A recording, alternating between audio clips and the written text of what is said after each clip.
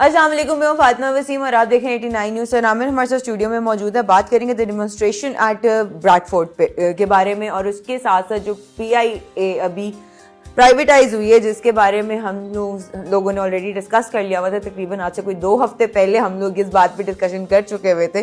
Finally वो privatise हो चुकी हुई है। जिस ग्रुप ने उसको खरीदा है उसमें कौन लोग शामिल हैं, इन चीज़ों के बारे में सर से बात करेंगे। तो सर कैसे हैं आप? जी फातिमा, ऑल वेल, आप कैसी हैं? मैं अल्हम्दुलिल्लाह ठीक ठाक। सर फर्स्ट ऑफ ऑल तो मैं आपसे बात करूंगी द डेमोन्स्ट्रेशन एट ब्रैडफोर्ड के बारे में। अच्छा देखिए, अब ब्रैडफोर्ड वो एरिया है कि जहाँ पे सबसे बड़ी पाकिस्तानी कम्युनिटी जो है वो बरतानिया में अगर रहती है तो वो ब्रैडफोर्ड में रहती है। और आए दिन पाकिस्तान का वहाँ पे एक काउंसिल खाना है, वहाँ पे एक काउंसलर जनरल है, वहाँ पे बैठते हैं तो रोजाना उसके बाहर एक ऐसी डेमोन्स्ट्रेशन की जाती है। डेमोन्स्ट्रेशन कोई बुराई नहीं है, आप आके अपना एहतजाज रिकॉर्ड करवाएं, आप तरीके से रिकॉर्ड करवाएं। और पाकिस्तान की गवर्नमेंट ने बरतानिया के हाई कमिश्नर को बुलाया और बुला के ये कहा कि ये देखिए वहाँ पे इस तरह की बातें होती हैं। और जो बरतानिया जो अपने आप को एक डेमोक्रेटिक स्टेट कहता है, वहाँ पे हाइड पार्क भी है, भाई हाइड पार्क भी है, आप डेमोक्रेटिक भी हैं, वहां पे फिर भी आपने एक कानून बनाया हुआ है कि you can not talk anything against the queen और the king of the GP great Britain. लेकिन इस सारी बातों के साथ जब आप अपने लिए एक लॉ बना सकते हैं कि आप क्वीन के या किंग के खिलाफ कोई बात नहीं कर सकते, इसका मतलब है आपने एक रेड लाइन ड्रॉ कर दी। रेड लाइन तो आपके पास भी है। आप हमेशा हमें कहते हैं कि जी हम लोगों को इज़हार ख्याल, इज़हार आज़ादी, तो अगर आपके पास इतना इज़हार आज़ादी है तो वो इज़हार आज़ादी फिर किंग के लिए क्यों नहीं है, क्वीन के लिए क्यों नहीं है? अगर आपने रिस्ट्रिक्ट किया है तो इसी तरह हर मुल्क की एक पॉलिसी होती है।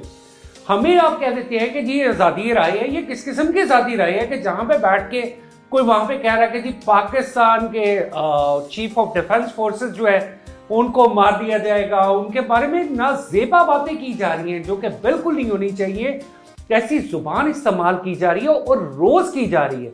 अगर इतनी ही हिम्मत है, ये वही ब्रिटिश, मैं इन्हें कहता हूं कि ये थोड़े से जो है ना कंफ्यूज्ड हमेशा नेशनलिटी है, ये जो ब्रिटिश बॉर्न जो पाकिस्तानी है ये कंफ्यूज लोग हैं। ये आज तक ना ब्रिटिश हो पाई है ना पाकिस्तानी है। भाई आपके पास ब्रिटिश पासपोर्ट है, आप इंग्लैंड में रह रहे हो, आप वहां पे इलेक्शन लड़ते हो, आप वहां पे वोट डालते हो, रहते आप वहां पे हो, आपको प्रॉब्लम पाकिस्तान से है। अगर पाकिस्तान से ही प्रॉब्लम है तो यहाँ पे आओ।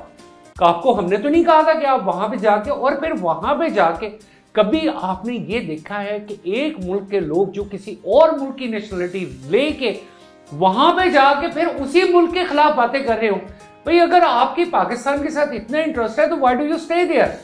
हमने तो आपको नहीं वहां पे भेजा था, या हमने आपको नहीं कहा था। तो आप वहां पे अपनी मर्जी से धक्के खा के जाते हैं, डंकी लगा के जाते हैं, 2 रुपये करके जाते हैं। वहां जाके आप कहते हैं कि जी हमें पाकिस्तान का बहुत दर्द है।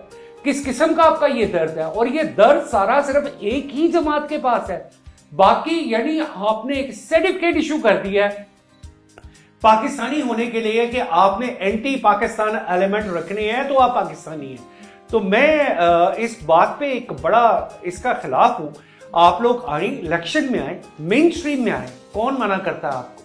आप इलेक्शन लड़े, क्या फिर आप यहाँ पे आके मुख्तलिफ किस्म की वो हर चीज जो इनके फायदे की है उसको ये कहते हैं कि ये एक हलाल है, बाकी सब हराम है। क्या अगर ऐसी बातें थी तो फिर 2018 के इलेक्शन का भी एक नतीजा था, वो कहां पे था?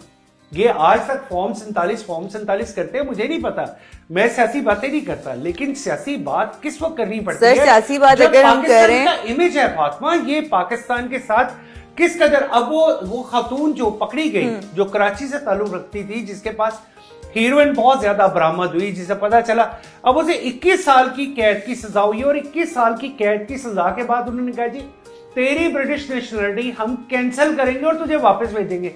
यानी पहले तुम लोगों ने उसे अपना सिटीजन माना, उसके बाद जब उसके पास से कोई क्राइम निकल आया, यानी क्या किसी ब्रिटिश बॉर्न किसी उस गोरे के पास, जो कि जिसे हम गोरे कहते हैं, कि वो अगर वो कोई ऐसा क्राइम करता तो आप उसे भी कहते कि जी इस बंदे की आप नेशनलिटी कैंसिल करेंगे, अब हम इसे समंदर में फेंक देंगे। समंदर में तो नहीं ना फेंका जाता। तो इन्होंने तो कहा जी हाँ ठीक है, तेरे पास नेशनलिटी थी, हमने कैंसिल की, अब हम तुम्हें सजा के बाद वापस भी भेजेंगे। यानी अपने तौर पे आप जो चाहे कानून बना ले, और जब हमारी बारी आती है, जब पाकिस्तान की बारी आती है, आप कहते हैं जी इजहार राय है। ये कौन सा इजहार राय है कि जो कि एक साइडेड है और आपने वही दिखाना है। और रोज बरोज कैसी कैसी चीजें। और 100% मैं आपको दावे से यहीं बैठ के एक बात कर रहा हूं, बहुत सारे ऐसे यूट्यूबर्स हैं जिनको मेरी मालूमात के मुताबिक जिनको बाकायदा फंडिंग हो रही है, फाइनेंस आ रहा है और किसी न किसी सूरत में आ रहा है, और सबसे ज्यादा आ भी यूके से रहा है। ये भी मैं आपको बता रहा हूं कि वो सबसे ज्यादा यहीं से आ रहा है। तो वो फंडिंग करने वाले कौन से लोग हैं? क्या अगर आपने इसी बात पे अगर पाकिस्तान की फैसला करना था कि कौन मुहिब्बे वतन है, तो फिर एक काम करें ना कि वो उस जमात को जिसको सबसे ज्यादा फंड्स मिले, और फंड्स किन से मिले? हिंदू कम्युनिटी की तरफ से।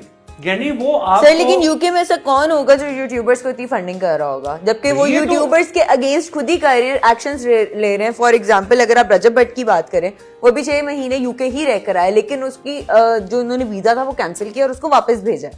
भाई ये मैं I am not talking about Rajab Bhatt, वो एक और सेगमेंट है, उसकी मैं बात नहीं कर रहा हूं। But there are many other people जिनको मैं जानता हूं, मैंने जाती तौर पे देखा है, और जब मैंने थोड़ा सा गौर किया तो पता चला। बट वो तो कहते हैं वो डॉलर की कमाई है ना, वो तो यूट्यूब पे आगे मोनेटाइज होते पे तो आ ही रहा है। It is not about monetising, it is about the funding.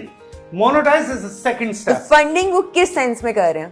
भाई वो फंडिंग कर रहे हैं against Pakistan and specially Pakistan establishment.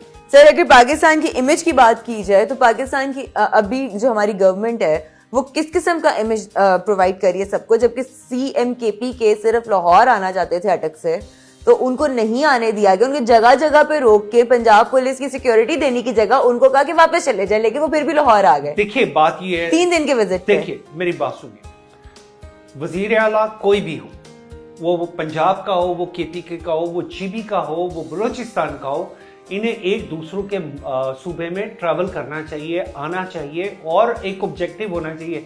What do you want to learn? आप सीखने क्या है? लेकिन एक इमेज प्रोवाइड करते हैं। पाकिस्तान की इंटरनल सिचुएशन ही ऐसी है, तो इंटरनेशनल लेवल पे हमें क्या कहेंगे? आप मेरी बात को प्लीज आप इसे अंडरस्टैंड कीजिए। एक मुल्क का, एक सूबे का वजीर आला अगर दूसरे सूबे में आता है और वो इस तरह आता है कि जैसे वो एक ललकारता हुआ, वो अपने आप को महमूद गजनवी समझ रहा है कि उसने पंजाब फतह करने आना है, तो ये तरीका नहीं होता।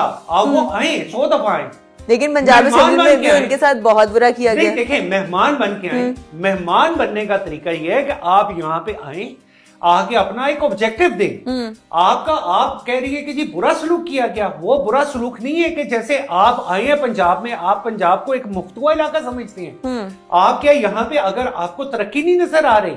क्या वो मोटरवे के पुल से लेके जब तक पंजाब असेंबली पहुंचे हैं, उन्हें सड़कों की बनावट, सफाई, हर एक चीज का मयार नजर नहीं आ रहा? उन्हें अवाम की खुशहाली नजर नहीं आ रही? अगर यही इन्फॉर्मेशन है तो ये इन्फॉर्मेशन तो हम वहां पे पंजाब से भी हो सकती थी, लेकिन पंजाब ने कभी ऐसी बात नहीं की। हम लोग हमेशा वफाक की बात करते हैं, और ये कहना कि जी वो आए हैं बुरा सलूक किया है, ये बुरा सलूक पंजाब गवर्नमेंट ने नहीं किया, ये बुरा सलूक उन्होंने अपने आप खुद करवाया है। मैं इस बात के बिल्कुल हक में नहीं हूं। वाई ये सीखने के लिए कि पंजाब बोर्ड ऑफ इन्वेस्टमेंट कैसा काम कर रहा है, पंजाब में तरक्की कैसे हो रही है, पंजाब में ये जितना ये पीरा का जो मॉडल है, they all are responsible for their provinces ना, they are the अपने प्रोविंस के लिए वो रिस्पॉन्सिबल है। पंजाब को अगर वो लोग कंपेयर करेंगे तो अब तो सारे कहते हैं लाहौर से ज्यादा वाइब कोई देता ही नहीं है शहर। देखिए बात ये कि अपने सूबे तक फिर उसकी रिस्पॉन्सिबिलिटी लेना, अगर यहाँ आए तो कुछ सीख के वापस जाए, यहाँ पे आइए कुछ सीख के वापस जाए, ना कि यहाँ पे आके कोई यलगार करे। आप पंजाब असेंबली को फतह करने नहीं आए। मरियम नवाज ने बहुत अच्छे इनिशिएटिव्स लिए हैं हर चीज के बारे में, and we all know that. और जो जिस तरह से अब सफाई सुथराई है हर जगह पे, इस तरह से पहले नहीं होती। जो कानून बना है कि भाई आपने जो जितनी भी है प्रॉपर्टी, अब केसेस 30 साल 40 साल से लगे हुए हैं। और ठीक है, चीफ जस्टिस साहिबा ने कहा कि there should be an authority, उन्होंने अथॉरिटी बना दी, okay there is an authority, लेकिन अब ये केस सेटल होना ज्यादा जरूरी है, so we need to settle them out. Alright sir, इसी के साथ बात करते हैं PIA प्राइवेटाइजेशन, जिसके बारे में हमने आज से 2 हफ्ते पहले आपने हमें बताया था एक अपनी प्रिडिक्शन बताई थी, प्रिडिक्शन भी नहीं थी, खैर इस बारे में बात चल रही थी, तो आपने कहा था कि ये हो जाएगा और विद इन लाइक 1 वीक ये चीज हुई है। जिस ग्रुप ने इसको खरीदा है वो कौन लोग हैं, इनके साथ कितने लोग शामिल हैं? They are extremely successful business people. Habib group एक आरिफ हबीब ग्रुप एक बहुत बड़ा नाम है, बड़े बॉन्ड 135 अरब पे इनकी डील हुई है जी, 135 बिलियन की डील हुई है। अच्छा देखिए 135 बिलियन के साथ उन्होंने असेस की है इसकी वैल्यू और उसका 75% पेमेंट हुई है और 75% पेमेंट में से ऑलमोस्ट 10 बिलियन गवर्नमेंट के पास आएंगे, बाकी जो पैसे 92 बिलियन के करीब वो रीहैब पे लगेंगे किसके? पीआईए के।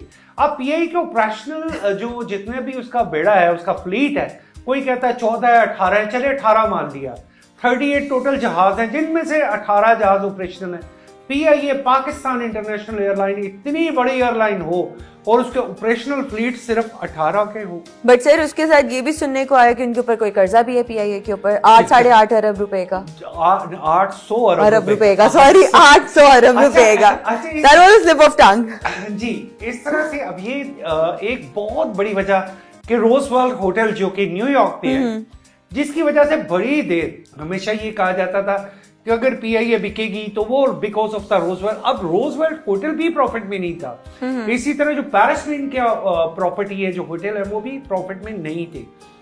एनीवे बिकी है बहुत अच्छा। और साथ ही देखिए आरिफ हबीब ग्रुप ने फौरी तौर पे क्या कहा है कि we are going to inject 38 new planes, 38 even I should not say new, उन्होंने ये बिल्कुल नहीं कहा नहीं हो, उन्होंने कहा जी ठीक है कोई 5-6 साल चले हुए क्योंकि हमें इसे एक्टिवेट करना है, बट इन गुड कंडीशन हम उनको ला के इंजेक्ट करेंगे। और ये पहला मरहला है। पहले मरहले के बाद फिर उन्होंने कहा जी कि हम 64 प्लेन हमारे पास और हैं जो हमारे एक आइडिया है कि, और हम उनको मोस्टली उन रूट्स को एक्टिवेट करेंगे कि जो कि पीआईए के पास 70 मोर डेस्टिनेशंस होने के बावजूद 18 तैयारों से आप लोकली इंटरनेशनली क्या ऑपरेशन कर सकते थे। दुनिया में एयरलाइंस बिकती हैं, जब बिकी इंडिया में इंडिया की एयर इंडिया भी बिकी, टाटा ग्रुप ने खरीदी। टाटा ग्रुप ने खरीदने के बाद उन्होंने फौरी तौर पे कहा, उन्होंने कहा जी हम 200 जहाज खरीदना चाहते हैं, अगर पीआईए कह रही है हम 100 जहाज खरीदना चाहते हैं, व्हाई नॉट। इसका मतलब है, और फिर बार बार ये ऐसी मीम्स चल रही हैं, ऐसी फेक चीजें चल रही हैं। एक तो एआई का मैं बस दिल से शुक्रिया अदा करता हूं कि वो पीआईए के जहाज का उन्होंने कहा जी कि पीआईए का नाम खत्म हो रहा है। और भाई अकल के अंदर PIA is a national flag carrier. आप इस चीज को समझने की कोशिश करें कि इसका नाम चेंज नहीं हो सकता। अगर नाम चेंज होना होता तो वो फिर पीआईए इस तरह जो है ना वो ना जाती प्राइवेटाइजेशन की तरफ। तो ये जो चीजें पता नहीं कौन से लोग हैं। और फातिमा आप बात करी थी, मैं हमेशा एक ही बात सोचता हूँ कि ये जहां से बैठ के भी इनको न्यूज मिलती है वो कभी भी पाकिस्तान के दोस्त नहीं हो सकते। ये बात आपने बिल्कुल सही की। लेकिन सर इसमें क्या पीआईए जिन्होंने खरीदी है इस वक्त, उनको पीछे गवर्नमेंट सपोर्ट भी है? गवर्नमेंट सपोर्ट होनी चाहिए। अब अव्वल तो वो कंसोर्शियम अपने आप में एक बड़ा स्ट्रॉन्ग कंसोर्शियम है, उसमें बहुत बड़े बड़े नाम है। लेकिन अगर वो नामों के साथ मैं कहता हूं कि बिल्कुल गवर्नमेंट सपोर्ट होनी चाहिए, व्हाई नॉट। अगर गवर्नमेंट का काम होता है पॉलिसीज बनाना, पहले अगर कोई नाकामी मिली थी, अब पीआईए का जो सवाल शुरू हुआ वो किस वक्त शुरू हुआ? मैं अगर ये बात सच बोल दूंगा ना तो शायद ये वो पार्ट ही कट करना पड़ जाए कि 1970s में जब हमने ये कहा कि पीआईए एक मुसलमान एयरलाइन है और हमने उसको उन मेरिट से नीचे ले आए। एक वक्त था कि पियर कार्डन और एलवी जैसी कंपनी इसके ड्रेस डिजाइन करती थी हमारे क्रू के, और उसके बाद हमने कहा नहीं जी शलवार कमीज ऐसी होनी चाहिए, दुपट्टा ऐसे होना चाहिए, पीआईए में खाने में ये होना चाहिए, पीने में ये होना चाहिए। हमने फिर हमें चाहिए था सिर्फ उसके 2 रूट्स रखते, एक हम मक्का के लिए, एक मदीना के लिए, बाकी दुनिया के लिए बंद कर देते। दुनिया की शायद 2 एयरलाइंस ऐसी हैं कि जो इस तरह के सिस्टम से चल रही हैं। सऊदी अरेबिया डेफिनेटली वो बहुत अमीर मुल्क है, बहुत रिच है, रिच विद द ऑयल, उन्हें ऑयल की कोई कमी नहीं है, वो बिल्कुल चला सकता है। लेकिन पाकिस्तान जैसा मुल्क इसे चलाने के लिए जब तक हम कमर्शियल अप्रोच नहीं लेके आएंगे, और कमर्शियल अप्रोच क्या होती है ये मुझे बताने में थोड़ी सी दिक्कत है। इस प्रोग्राम में मुझे कम से कम दिक्कत है कि मैं ये बता सकूं कि ये कमर्शियल अप्रोच है। तो बिल्कुल। और उसके बाद 70s में ही जब मार्शल लॉ लगा, धड़ाधड़ भर्ती हुई, और आज भी वो भर्तियां, अगर कोई कहता है ना जी कि वो फला जमात, मैं दावे से कहता हूं कि उस दौर में एक ऐसी जमात को, एक ऐसी मजहबी जमात को सपोर्ट किया गया इसी मकसद के लिए कि उनके कारकुनों को धड़ाधड़ कहां भर्ती किया गया। उन्हें भर्ती किया गया रेलवे में, उन्हें भर्ती किया गया पीआईए में।